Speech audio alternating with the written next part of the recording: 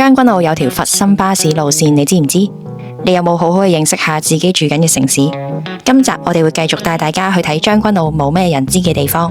我哋除咗會去坑口一個被遺忘嘅村落，去聽香港角落嘅故事，親身去睇一個隱世特色小教堂，仲會去一個極少人去過嘅商場，同埋探路一個叫岩頭沙嘅隱世秘境。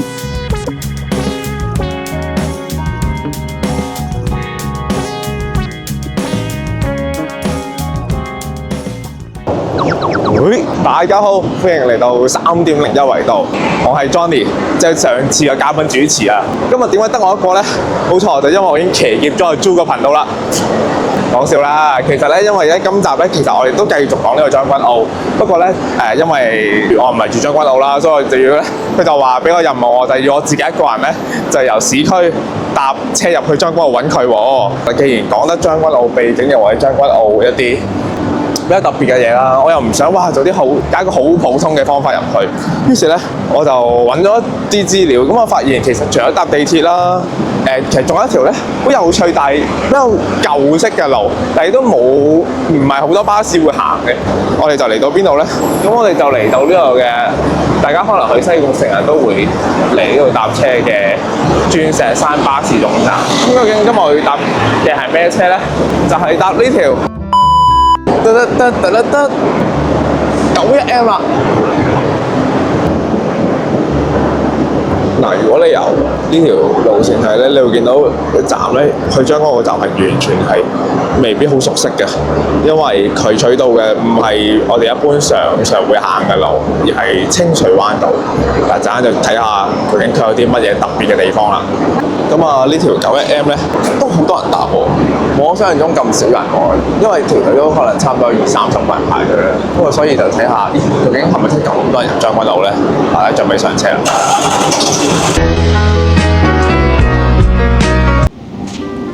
今日好好天，我想講藍天白雲，但係希望陣間拍嘢就唔好咁熱啦，所以已經帶定足夠嘅水啦。嗱，咁阿 Jo 咧喺我今日出嚟拍嘢之前咧，就叮囑我一定要介紹呢條 91M。咁咧91M 都係將軍澳比較早嘅一條路線嚟嘅。佢喺79年已經開㗎啦。咁你可想而知，其實比任何而家將軍澳路線其實都要早。Johnny 因為收音唔好，所以就等我嚟講啦。91M 係將軍澳未猛烈地發展嘅時候咧，已經存在㗎啦。嗰陣時咧，因為唔多人搭啦，所以咧九巴曾經一度想取消呢一條線嘅。後嚟係因為一個契機，令到91M 咧起死回生，就係92年科技大學嘅成立。因為有科技大學嘅學生啦，咁91M 咧慢慢成為咗佢哋返學放學好重要嘅交通工具。同埋咧，佢最特別嘅就係佢冇加到價。由彩虹入將軍澳咧都只係7個1嘅啫，仲同其他路線咧搞八達通轉乘，成為咗九巴條非常佛心嘅巴士路線。咁即將嚟到考巴站啦，就係科技大學，亦都係令到91M起死回生嘅地方。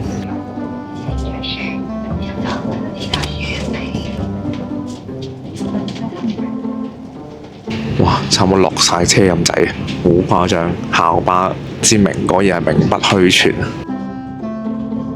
真係唔少人搭。架車而家差唔多9成滿，今日可能開學第一個禮拜，所以學生都唔想走堂，唔敢走堂住。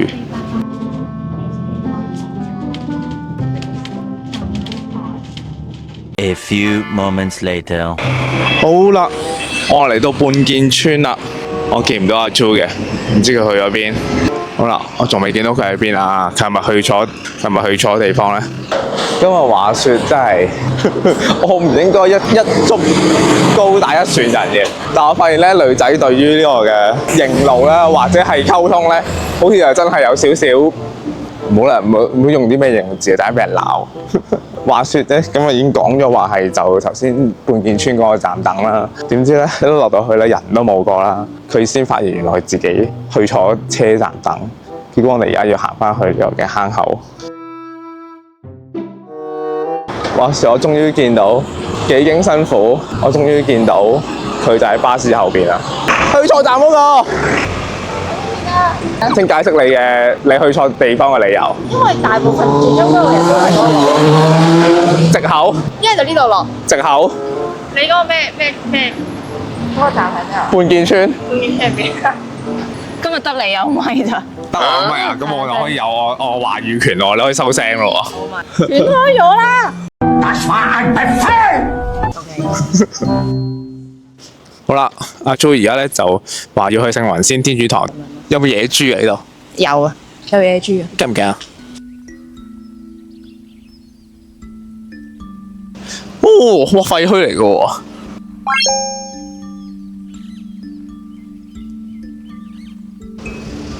上次我同我老公嚟散步就係經過呢一度咯。哇，話說咧，即係點解會對呢個地方咁有感覺咧？因為咧，其實都係一個意外，因為咧就係上一次搭91M 翻出市區嘅時候咧，就意外見到一個站叫聖雲仙天主堂。咁我就同我女朋友講：哇，好靚喎！呢個地方，呢個名好靚喎。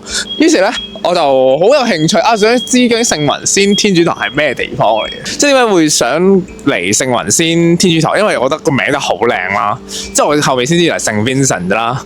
咁跟住就想嚟。有機會嚟睇下，點知真係有機會嚟睇啦！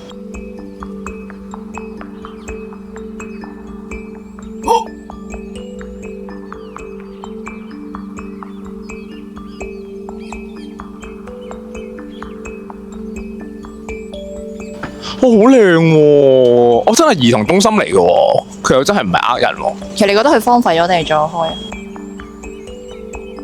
我想問啦，咁呢個係唔係其實係宗教團體起嘅咧？應該係啦，聖雲仙啊嘛。即係其實佢係除咗做宗教之後，都想俾啲兒童服務俾兒童啦。我尋日睇好似係一個法國人嚟到呢度，跟住傳道，跟住咧就開咗呢一度，去即係開一啲學校啊，去提供一啲教育啊。哇！真係唔知喎，好靚喎，聖雲仙中心喎。哇！長長的樓梯啊！行埋呢度好似就 A few moments later. 其實又唔同喎，呢度幾靚。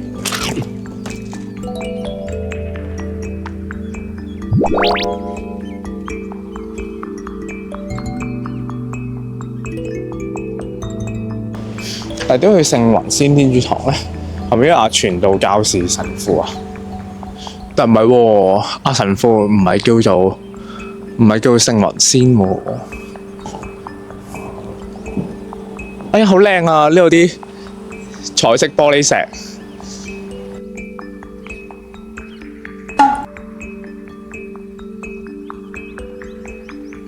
其實聖雲仙天主堂咧，最初其實就冇一座咁嘅實體教堂嘅。咁其實最初就係1954年嘅時候咧，一啲嚟自法國或者係海外地區嘅一啲傳教士就嚟到將軍澳呢個地方。咁當時咧，佢哋就去到上集提到嘅調景嶺，就做一啲傳教工作嘅。咁咧後嚟因為調景嶺嗰度嘅傳教工作越嚟越大啦，擴展到嚟到將軍澳嘅對岸啦，即係坑口呢邊咧，同埋咧亦都擴展去做一啲教育啊或者社區工作嘅，就成立咗呢個嘅佢哋叫做聖雲仙堂區啦。咁應該類似一個比較教區比較大型嘅地方。而後邊呢座咧天主堂咧，其實就係1970年咧咁就建成咗嘅，做一啲即係彌撒啊。咁下邊頭先都見到仲有啲係兒童中心啊，一啲球場啊，咁應該就係啦，應該都係佢哋嘅。咁去做一啲都係俾小朋友嘅一啲康文嘅設施啦。頭先即係我哋雖然冇辦法入到去，咁入邊就有一啲好靚嘅半圓頂嗰啲好傳統建築嘅一啲風格咯，靚！我第一次嚟，我覺得好正呢度。我第一次發現呢一個地方咧，係有一兩晚啊，食完晚飯嚟散步嘅時候上咗嚟，跟住夜晚睇係有少少恐怖嘅，但係日頭嚟又覺得好靚喎。有趣地方係只係可能佢哋只5分鐘、8分鐘嘅路程，就已經係一個好似世外桃源咁嘅感覺。我覺得又幾特別喎。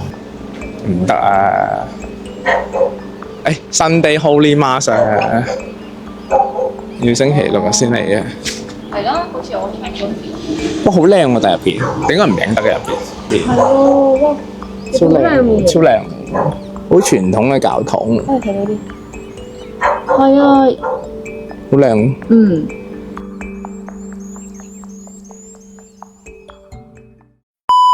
咁所以我哋就去下一站咯。去。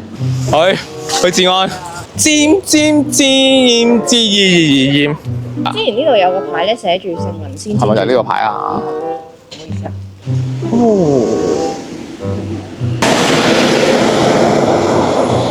呢個 DD224LOT32係咩嚟嘅咧？要問下啲地理先知喎。咁我哋而家咧就沿住側邊呢一條小徑，就去呢個水邊村。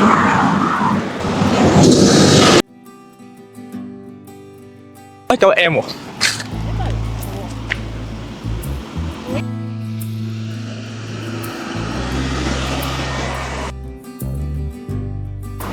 今日講下咧，就已經嚟到水邊村啦。係啊。好，呢個牌靚啲喎，咦？呢個係舊牌嚟嘅喎。呢個係咪？呢個字係監獄體喎。好，上次問過你嘅監獄體記得係咩嚟咧？喺監獄入邊整嘅字體。冇錯啦，係啦。咁佢係咪特色啊？人手砌，唔工整。喂，有溫書喎。係啊。係啊。而家有嘅，一上網係有得賣監獄體㗎。有人係做字做咗幾萬個字出嚟，咁啊，我覺得係超級有心㗎。我都有用呢個字體。而家係冇人整㗎啦嘛。而家冇啦，而家因為所有路牌都已經係即係用機械做㗎啦，所以其實已經冇咗呢個嘅監獄體㗎啦。所以就少一塊就係少一塊㗎啦，所以就都算係香港一個文化啦，好重要嘅文化歷史啦。係啊，因為而且佢係即係文字啊嘛，因為文字呢啲係你好難用，唔係咁易去保存啊。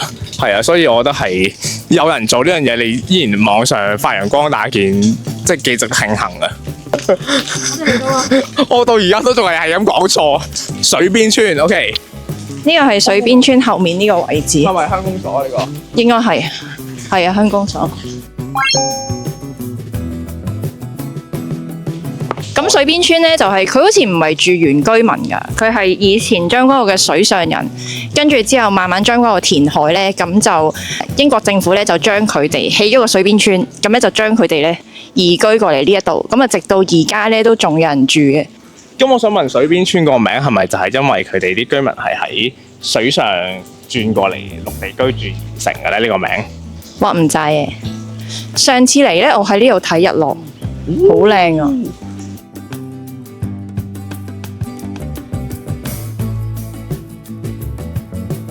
跟住咧，我覺得有時即係坐喺呢一度啦，坐喺呢一度，跟住睇日落係幾正嘅，係啊！咦，唔打擾，唔打擾居民為住，係啦。啊？做咩啊？啊？跟住有一個村民好好心，邀請我哋咧入去坐涼冷氣，同埋同我哋傾偈。咦，你喺呢度，即係你係負責呢度嘅？係啊係啊。哦。而家有幾多人住喺呢度？大概呢度有65戶。 65戶。係啊。係咪而家全部都仲係當年即係水上嚟嘅原居民？係。即係都係下一代嚟㗎而家。我哋啊。你都係下一代啊？哦。事前做功課啦，我知坑口村啦，坑口村就再落少少啦。咁但係上面就因為可能你搭巴士又只會路過啦，你又未必會。唔係啊，你好多人唔知，出邊睇唔到啊。係啊。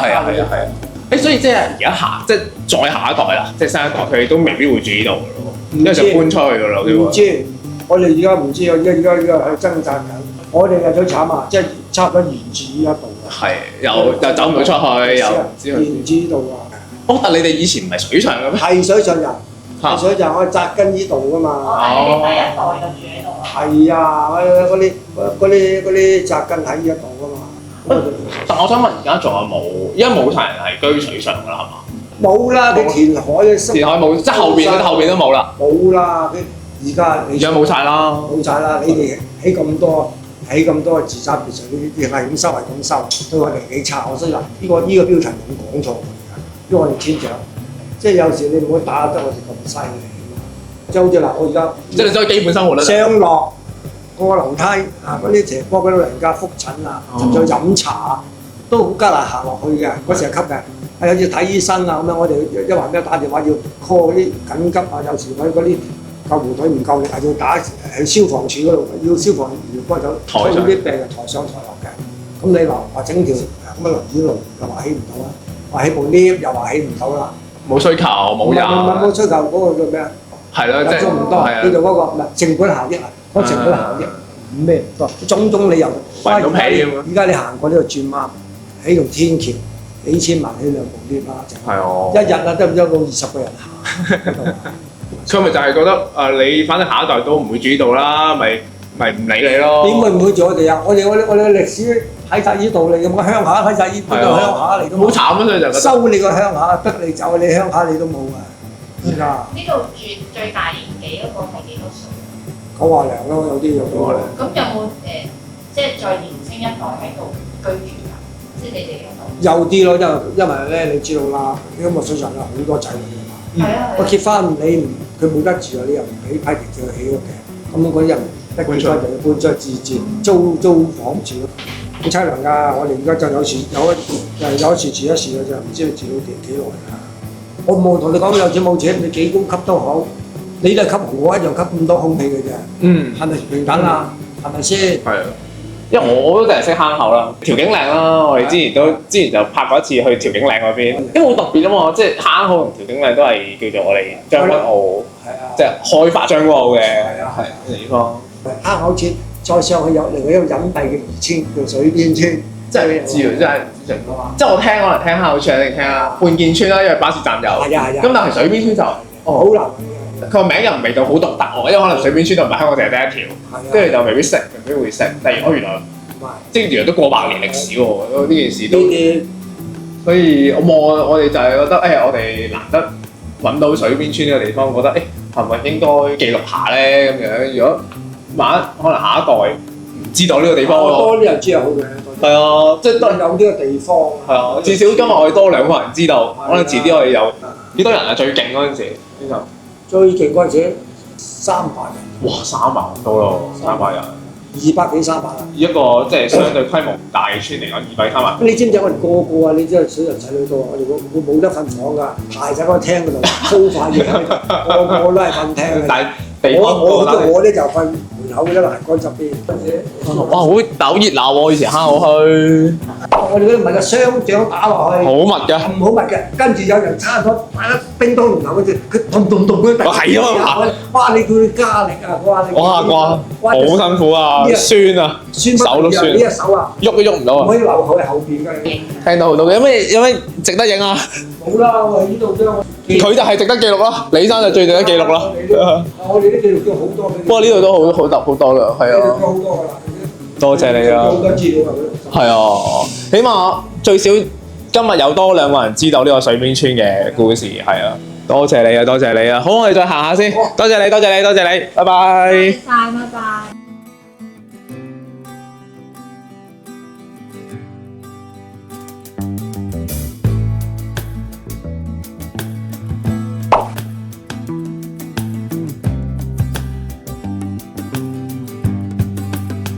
樓梯交錯咧，某程度上就因為當年咧，其實都係冇好好規劃，就係即係左搭右搭咁樣，好似大城咁樣左搭右搭，跟住就搭住先啦。咁但係半個世紀啦，都冇修葺過，修葺唔到啊！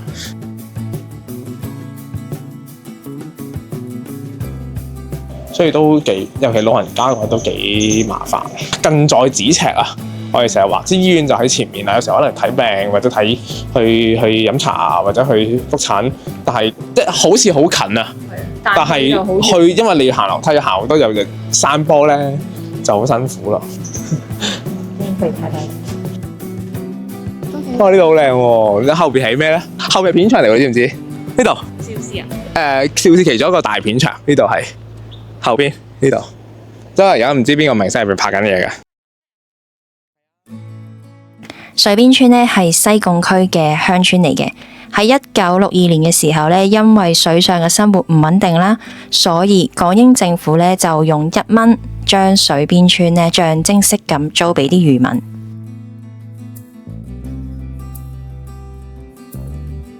呢堆嘢就係清楚一片場㗎啦。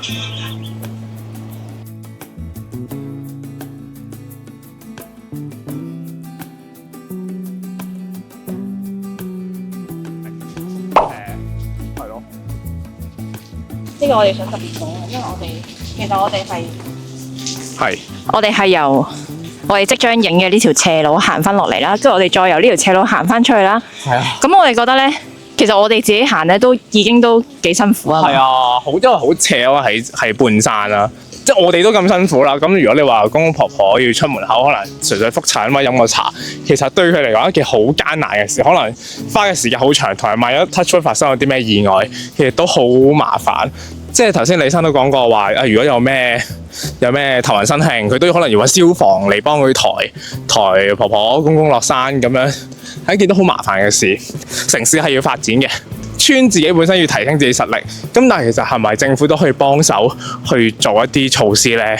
即係例如我哋下一條咁斜嘅斜路，而家換氣都要好大啖氣，即係啦嗱，斜路，哇超斜啊！你個區議員咁樣。其實究竟政府係咪都可以幫手？佢未必需要好大嘅成本，係咪做一啲可以叫做對應翻可能老人家行動不便、傷殘人士嘅一啲設施咧？即係唔使好似喺條村入邊9曲13彎行樓梯，係啊，買個餸都好似可能要好似攀山涉水咁樣。因為頭先咧，我哋入水邊村嘅時候咧，行咗一陣村裡面啦，其實我哋都發覺咧，入邊嗰啲樓梯即係冇乜點被修補過啊，即係都係容易仆親嘅咁樣咯。因為佢看似好近，好似好容易落翻村，但係其實你行一次咧，你就發覺其實即係佢要穿過好多路，要兜好多圈啊！係兜好多圈先可以去翻。一件幾可悲嘅事就係、但係你見到醫院其實就喺前面，但係你偏偏就體力啦，或者係或者係即係行動不便嘅問題，令到佢唔可以好輕易咁樣去到前面嘅醫院。其實呢件事都真係，我覺得係幾可悲嘅一件事。所以我話，即係既然咁近啦，亦都近在咫尺啦，係咪可以？即係修補下，就算其實受惠嘅唔係淨係村入邊嘅，可能就算我哋嚟過經過嘅人士，甚至可能附近行山嘅人都會有機會用到呢度。到時其實即係受惠嘅人唔係淨係村嘅居民咯。同埋咧，因為我覺得水邊村咧，佢嘅地形啦，同埋佢成個格局咧，都好有文化價值。其實係咯，我哋可以呢個係一個值得保育嘅地方。好啦，咁我哋就準備去下一站啦。我哋去一個超神秘嘅商場，我肯定99% 將軍澳人未去過呢個商場啊！準備1、2、3，去。1 hour later。嗱，我哋而家咧行咗大概10零分鐘啦，咁我哋就嚟到第3站啦，我覺得。咁就係銀線灣廣場啦。今日銀線灣廣場，我應該可能真係99% 嘅香港人係99% 將軍澳人啦，係冇嚟過啊。因為首先銀線灣廣場其實就離將軍澳市區真係好遠啦。呢個地段其實又唔係喺市區入邊，佢係真係喺啲獨立屋後邊啊，所以其實就正常人都唔會嚟嘅。咁但係我又覺得佢係一個都幾有特別啊！嗰個 design 好似去咗愉景灣咁啊！我第一個感覺係。今日就特登揀咗呢個地方嚟即係推介大家，同埋呢個海景真係好靚，好靚。入去行下，因為從來都冇行過。係嘛？有冇嚟過啊？冇嚟過。但係拍呢段之前知唔知呢個地方？有時入西貢會經過咯，係啊。跟住其實好多將軍澳嘅商場都行過啊，但係就係呢一個咧，就真係從來都冇行過咯。唔知啊，真係入去睇下，好神秘啊！我覺得佢入邊真係探秘喎咁。係啊，真係啊，真係入去睇下咯，我哋。好，3、2、1，去。去。係啦，冇錯，我連點樣都唔知道嘅。我就見到個好靚嘅海景啫。啊，入口啊！即係我哋冇車咧，即係呢個歧視啲冇車人士。係見到有遮應該 OK 嘅。哇！但係呢個海景真係100分喎。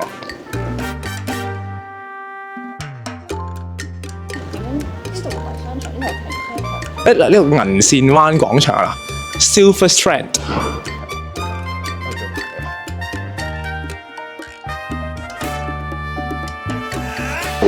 開個商場。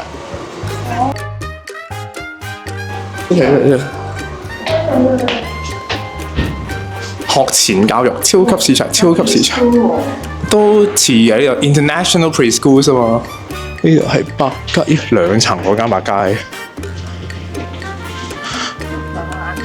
哇，好熱啊！我哋竟然拍下嚟拍百佳拍嘢。哇！但係我覺得要斜路喎呢度。哇！呢個位好涼啊，超涼呢個位。我哋頭先咧喺度拍咧，都好似 keep 住係好多外國人。呢間會唔會係全港最少人嘅百佳咧？銀銀線灣廣場大約咧係1980年嘅末期啦開始發展嘅，嗰陣時咧西貢區同埋清水灣咧係好受遊客歡迎嘅。銀線灣咧亦都因為附近嘅海灘啦，所以咧慢慢咧有好多小型嘅酒店同埋咧商業嘅設施咧逐步落成。咁銀線灣廣場咧亦都拎嚟咧被作為零售去使用嘅。哇！呢部 lift 好似有啲 old school 啊！我想上去天台，好似好正咁喎，師傅。上唔到啊！唔係喎，其實上到嘅喎。上到㗎。上到喎，我哋等陣轉個圈上去，入去商場下先。係啊。哇！咩都冇。急去。呢啲半年頂。不過正常嘅，呢度冇鋪租係好正常嘅。你睇下呢度啲樓價，我3400萬啫嘛。咩話？佢寫嘅。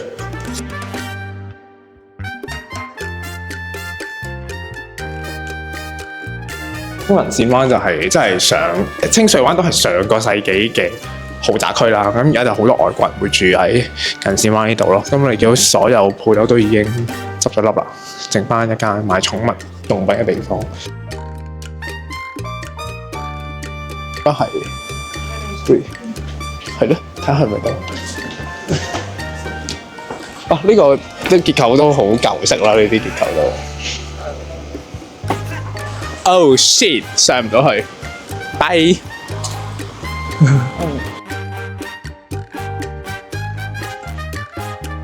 為我哋喺哇8層啊，呢度係7樓啊。呢個 preschool 嘛，呢7樓係咪啊？哦，咁我叫7樓喎。即係半層一個3面鏡喎，3面鏡係嗰啲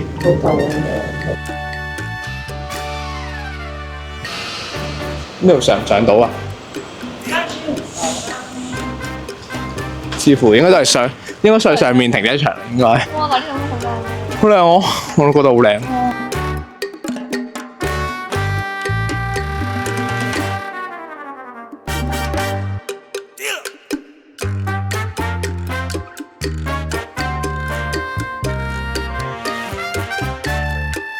當鋪出租，一站式購物娛樂，話最 hit 集中地。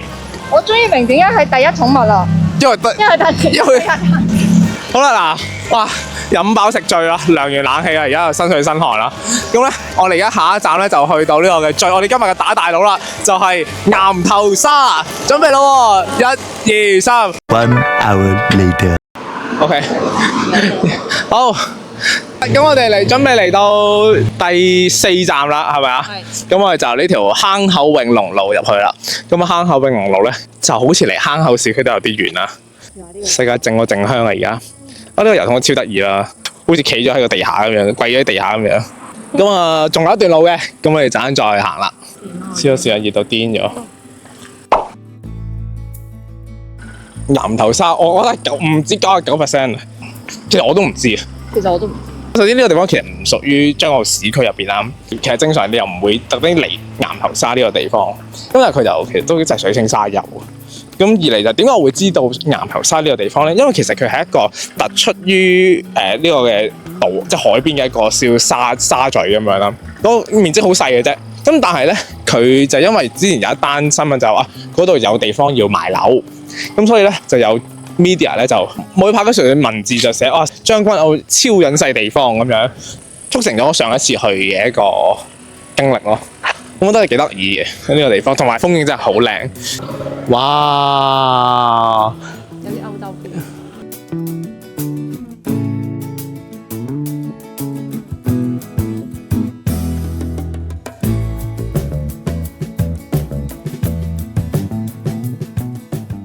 A few moments later. 好啦，咁我哋哇行到新水山，哇真係 physical 嚟新水山啊，出晒汗啦。咁我哋終於嚟到我哋今日其中一個又係大佬啦，就叫岩頭沙，係啦。咁啊頭先聽完應該即係講完都唔知喺邊嘅應該。但係我哋到咗啦。我哋終於嚟到啦！我哋幾經辛苦考抽成個鐘啊，好似都應該冇成個鐘啊，傾下偈啊冇成個鐘。嗰個咩寫係54分鐘咯，由銀線灣廣場行過嚟。咁啊岩頭沙終於嚟到咯，其實就係一個都係人傑地靈嘅地方嚟嘅。咁啊第一站咧，我哋就睇下呢塊牌先啦。咁咧呢塊牌其實就係咧提醒緊咧個海出邊咧，其實係以前英軍咧操炮嘅地方。係啦，即係會可能有練炮啊，係啦，有機會可能係有啲炮彈啦，有機會係因為以前係練靶區嚟嘅，出邊嘅海係。咁你會見到啲字體其實都好舊，例如 notice 通告嗰個通字啦，通告嘅通字其實係用緊監獄體嘅字體啦。咁啊，另外仲有啦，你望下右下角啦，西貢政務處啦，咁啊而家冇啦，因為而家係民政事務處啦。眼前呢一棟咧就係風帆嘅訓練協會。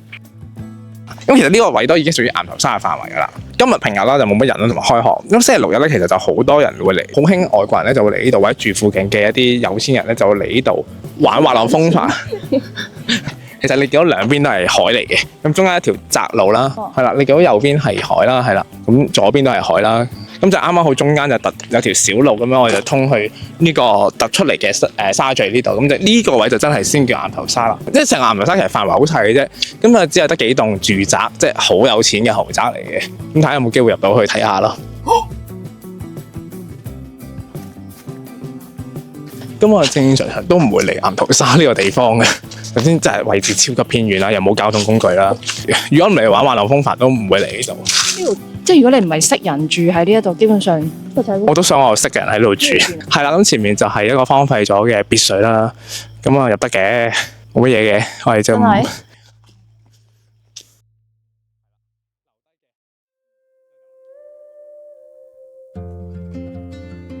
嗰邊嘅玻璃咧就已經吹爛晒㗎啦。我見到啊。哦。驚唔驚？有啲驚。physical 上面嘅驚定係 psychological 上面嘅驚啊？哎呀，要喺入邊入啊！先都得，可以冇得睇下咯，係啊。咁我好靚喎，即係嗰種荒廢嘅美咯。我成日話係，都好靚啊！隻天鵝，嗰隻嗰啲水晶天鵝。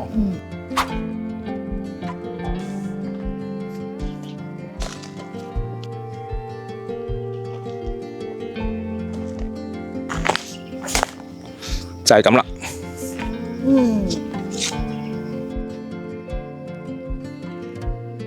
不過但係咁得意，嗰度仲有啲玻璃咁，即係其實以前呢一度可能都係呢間屋嘅範圍嚟。咁之前新聞就應該係話賣，應該係賣呢個 area 嘅，咁就係呢個岩頭沙最盡嘅盡頭啦。岩頭沙位於清水灣、半島、銀線灣同埋相思灣之間嘅，係一個隱世潛水同埋釣魚嘅好地方。呢度靚啊，超靚啊！亦都係人煙稀少嘅自然勝地。誒，頭先嗰度係邊度啊？應該係後邊嘅。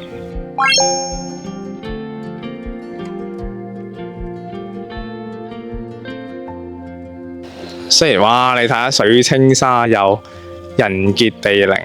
咁啊，夜晚肯定真係渺無人煙啦！即係所以呢度咧，即係傳聞啊，係玩車即係車友嘅車震聖地嚟嘅。希望唔會俾人捉到啦！大家如果嚟呢度 happy 的話，準備1、2、3，喂，跣腳㗎下面，師傅，工傷啊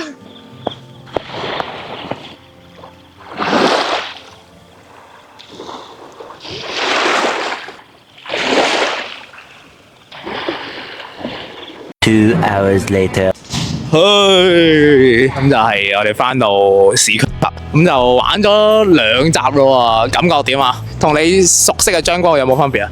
呢2日我去咗好多我以前冇去過地方啦。跟住因為拍呢兩條 vlog 咧，我就上網做咗好多 research 啦，咁所以咧就令到我認識咗將軍澳多好多啦，聽咗好多故事啦，遇到好多唔同嘅人啦。其實香港係有好多嘢值得我哋被記錄嘅。咁希望就係呢一條片唔係好長，可能加埋大約1個鐘度，咁可能俾大家起碼知道將軍澳係即係佢唔係一個純住嘅地方咯。即係我希望擴闊到大家嘅眼光或者思維，唔好俾一啲大家以往嘅嘢定型住咯。即係例如將軍澳就等於純住宅，冇任何特色，或者係一個新市鎮，但係冇任何歷史。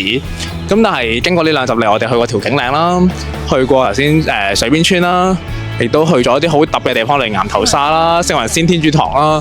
其實都想俾大家知道，原來只要大家肯去發掘或者揾去做下資料搜集，其實甚至抬頭望下天空，其實已經有好多好有特色或者好特別嘅嘢係喺你生活嘅附近。所以希望大家就有時多啲行下自己嘅屋企嘅地方，放低電話，周圍行下，睇下你可能會發現到更加多嘅驚喜咯。下次見，拜。之後我又想玩啊！我哋有朋友講話想訂買呢個嘢玩嘅。有啊，1000蚊。真係㗎，1000蚊咋？我女朋友叫我。咁你入邊啲嘢係唔包？而家唔包啦。嚟！呢個波咧，最緊要就係一係就1、2、3、4，一係就一條友。冇咗咩一鋪唔使玩。嗱，叫好嚟嘅，叫好啦。點啊？有冇嘢？有啊！你去換嘅啫。哦，通常佢隻即係自問都係個彈機高手嚟。咩貼紙啊？睇。我唔知咩貼紙。呢個係半個彈機高手。